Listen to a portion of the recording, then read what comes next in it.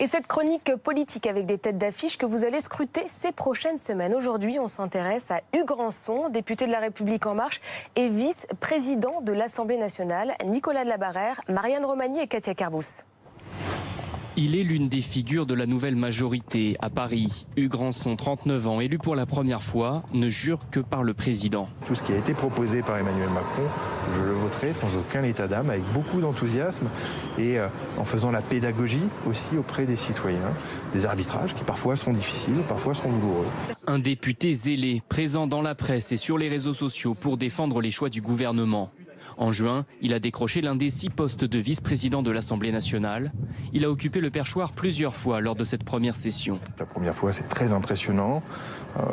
C'est le poids des responsabilités, bien sûr.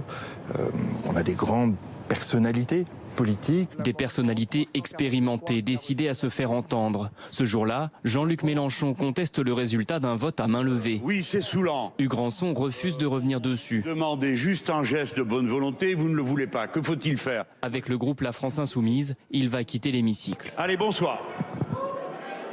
Merci, Monsieur le Président Mélenchon.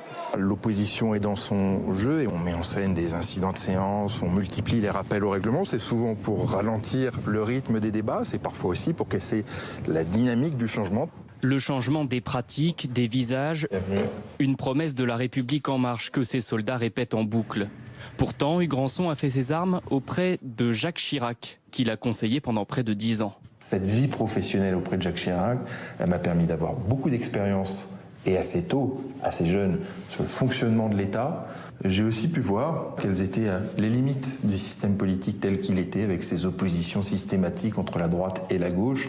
Chiracien devenu macronien, le député parisien cultive l'art du compromis.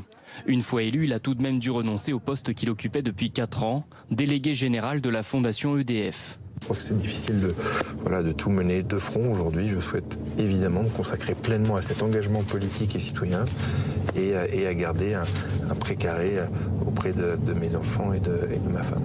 Dans le 15e arrondissement de la capitale où il vit, il a promis de créer un comité consultatif pour rendre compte de son mandat et s'inspirer des initiatives proposées par les habitants.